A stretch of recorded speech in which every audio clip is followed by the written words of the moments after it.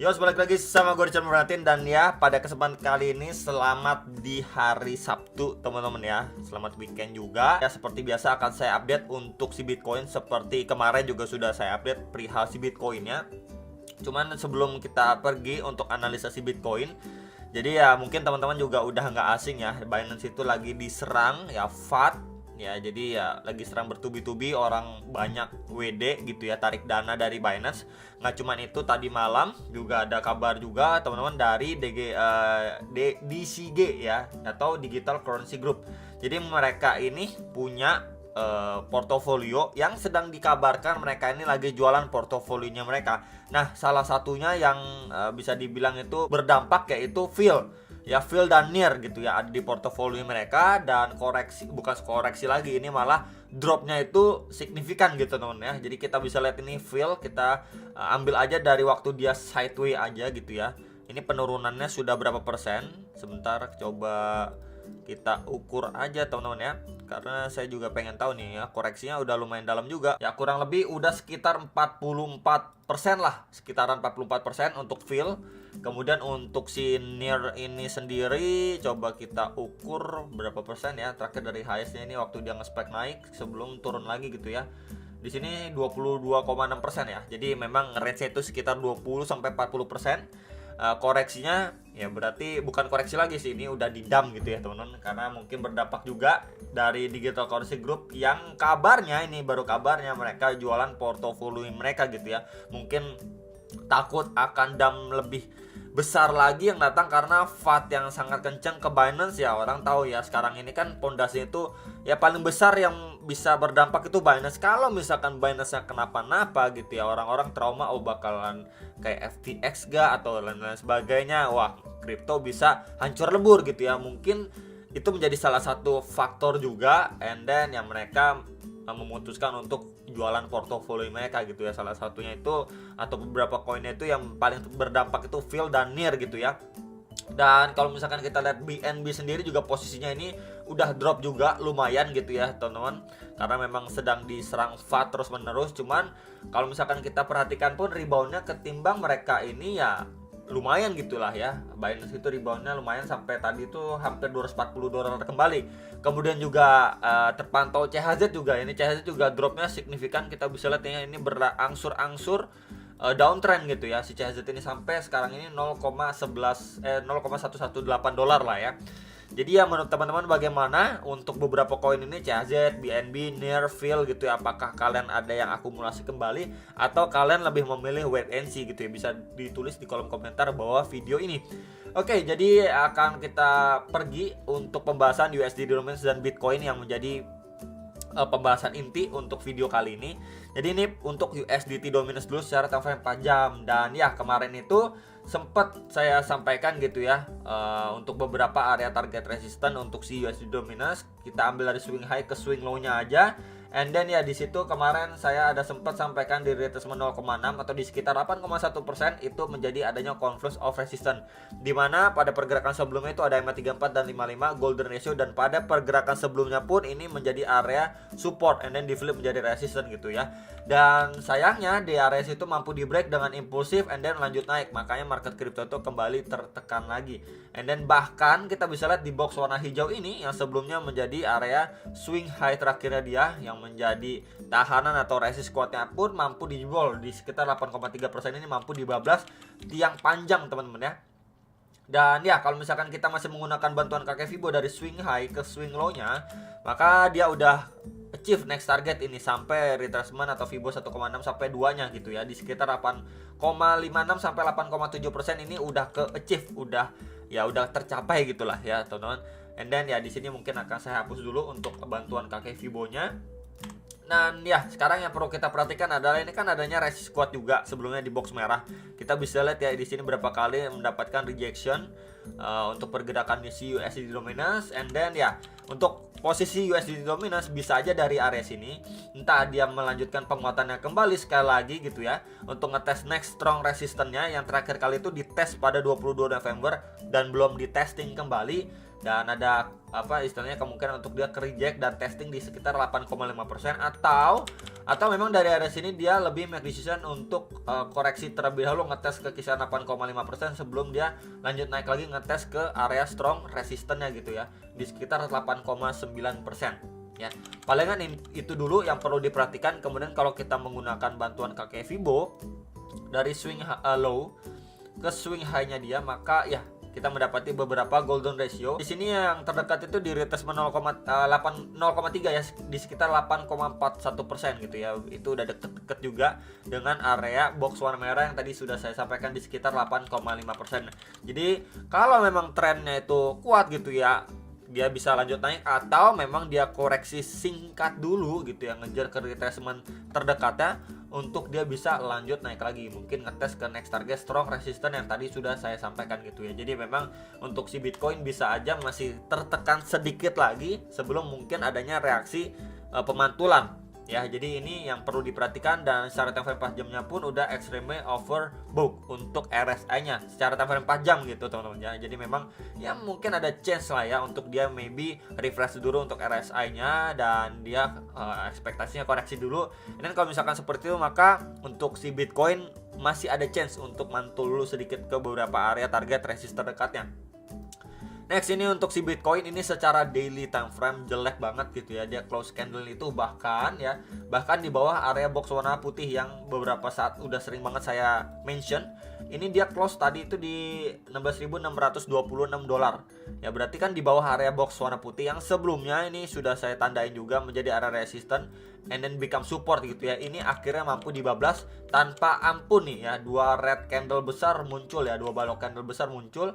Dan range box putih ini untuk sedikit reminder itu 16.700 sampai 16.900 dolar itu menjadi area key level untuk si Bitcoin, dan dia close malah di bawah area tersebut gitu ya.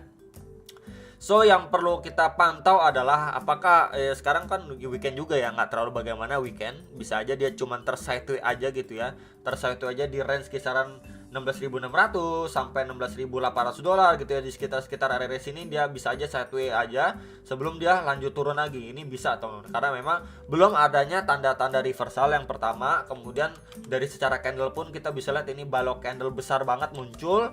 Kemudian untuk next target yang bisa kita pantau atau perhatikan gitu ya. Oke, kalau misalkan secara daily time frame targetnya di kisaran berapa bro? Ini mungkin akan saya geser dulu untuk box warna birunya. Dan ya here we go, di sekitar area sini. Di lowest terakhir dia sebelum dia nge-spike testing di 17.200 dolar.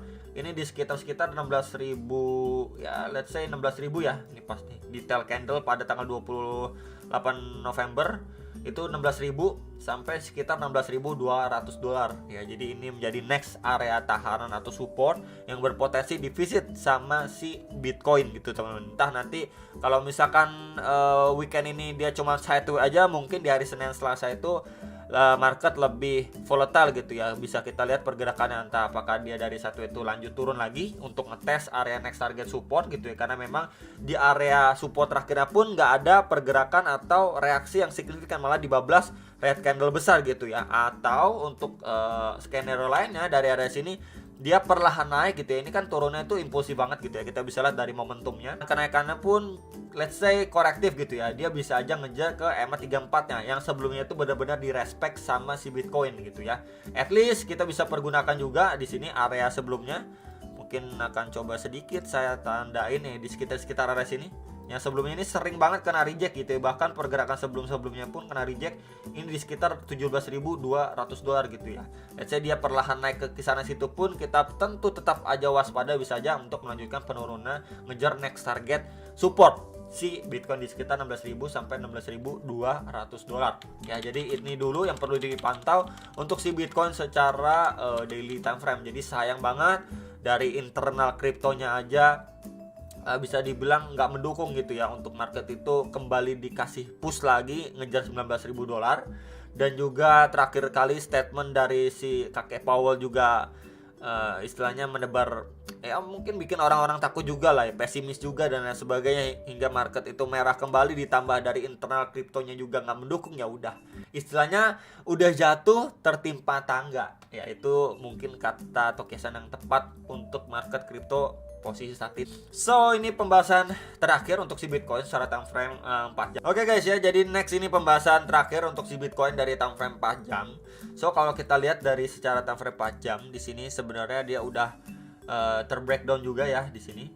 Dari area support ataupun demand terakhirnya dia ketika harga itu di push naik lagi dari sekitar 16.900 dolar ya. Kita bisa ataupun saya zoom sedikit lagi ya, di sini udah di break sama si Bitcoin. Kemudian next lagi area support and resistance pada pergerakan sebelumnya ini juga udah terbreakdown ya. Kita bisa lihat sama-sama ini resistance and then become support and ya sudah di break juga sama si Bitcoin, yang menandakan memang di antara dua area support ya, bisa dibilang support demand juga itu nggak direspek gitu ya sama buyersnya, dan ini adanya pemantulan sedikit aja. Jadi yang perlu diperhatikan adalah masih adanya kemungkinan untuk si Bitcoin kembali turun. Kalau kembali turun kita bisa perhatikan area berapa bro. Kalau misalkan secara time frame hourly gitu 4 jam, ini next target di sekitar 16.330 sampai 16.400 dolar. Ini kita bisa lihat ya, di sini adanya reaksi juga dari buyers. And then ya di sini ya teman-teman udah saya tandain. Next satu lagi di kisaran berapa? Di satu lagi di sekitar area sini. Nah, ini kalau saya extend ke samping, memang pada pergerakan beberapa waktu yang lalu di sini mendapatkan ya semacam booster nih ya. Kita bisa lihat di sini booster ngangkat harganya, kemudian dia drop lagi and then mendapatkan booster kembali gitu ya. Ini di sekitar 16.000 sampai 16.150 dolar lah ya. Jadi ini menjadi area 2 target area support yang berpotensi next target divisit sama si Bitcoin gitu ya. Entah apakah di area situ adanya demand ataupun ya kekuatan buyers yang bisa at least ngangkat harganya si Bitcoin ya, walaupun kita nanti nggak bisa expect dia ngepump, mungkin kenaikannya pun cuma terbatas aja gitu ya, atau sekedar cuman ngetes ke area terakhir yang sudah di break nih, area terakhir yang sudah di break aja ya. Bisa aja memang dia adanya kenaikan cuman terbatas ya, ngetes aja di area sebelumnya yang menjadi support and then untuk lanjut turun aja lagi gitu ya. Itu adalah skenario yang bisa diperhatikan gitu lah ya. Kita nggak bisa terlalu ekspektasi dia ngepump, kecuali ada good news yang benar-benar good banget untuk market crypto, baru dia bisa ngepump parah gitu ya. Dan ya kemudian ini kita bisa perhatikan juga ya, untuk EMA 34 dan 55 ini baru akan dead cross, ini secara time frame 4 jam.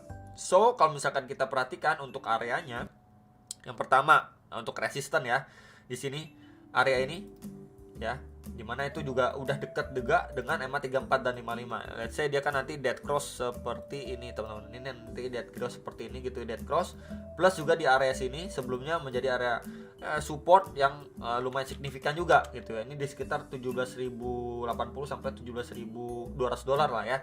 Mungkin bisa diperhatikan untuk kisaran area itu. Kalau misalkan let's say Bitcoin itu perlahan gitu ya ngevisit area situ, kita perlu sekali perhatikan apakah di area situ dia bisa kena reject kembali. Kalau misalkan reject kembali ya udah, dia bisa drop lebih dalam lagi, ngejar kisaran 16.000 dolar, 16.100 dolar gitu ya. Palingan itu untuk secara time frame hourly yang perlu diperhatikan gitu ya, karena kita bisa lihat beberapa area krusialnya pun sudah dibablas, and then ya biasanya kalau udah terbreakdown gitu ya, itu become resistant yang sebelumnya support, maka kita nggak bisa ekspektasi kalau misalkan pun penguatannya cenderung terbatas gitu ya, sideway ataupun candlenya itu tipis-tipis tapi dia perlahan naik gitu ya. Kurang lebihnya itu sih yang bisa saya sampaikan, dan mungkin contohnya sebentar ya. Kalau kita mau melihat contohnya untuk kenaikan yang bisa dibilang dicicil gitu ya. Nah ini sebagai contoh aja teman-teman ya, ini sebagai contoh. Kalau misalkan dia mengalami kenaikan yang terbatas itu seperti ini nih. Ini contoh aja gitu ya, pada pergerakan sebelumnya di bulan Agustus 2022. Ini kita lihat ya, turunnya itu signifikan banget di sini. Turun signifikan, and then dia naiknya itu benar-benar terbatas nih. Ya, terdiri dari banyak candle dicicil ya kayak dicicil gitulah ya, kenaikannya itu terbatas and then akhirnya boom, turun lagi signifikan. Nah, ini yang saya maksud kalau misalkan dia naiknya itu perlahan dicicil, candlenya itu cenderung tipis-tipis. Itu adanya mungkin ya, kesempatan ya untuk dia ataupun Bitcoin kita bisa lihat drop lagi lebih dalam lagi. Ya palingan itu yang perlu di note dan diperhatikan serta diwaspadai gitu ya, karena memang situasi market crypto juga belum mendukung gitu ya untuk dia back to bullish, bull run dan lain sebagainya. Kita tentu perlu perhatikan dari internal kriptonya juga dari fundamental luarnya gitu ya, seperti kemarin speech kakek Paul dan lain sebagainya. Itu aja mungkin yang bisa saya sampaikan buat teman-teman sekalian. Kalau memang nggak adanya reaksi untuk si Binance ngangkat harga si Bitcoin, yang perlu di note terakhir mungkin dari saya, dia masih bisa aja ketekan turun dulu sebelum dia nanti mungkin adanya pemantulan, walaupun pemantulannya pun bisa aja terbatas dan kita nggak bisa expect dia ngepam parah. Itu dari saya, semoga bisa bermanfaat buat teman-teman sekalian dan sampai jumpa untuk next video. Salam profit.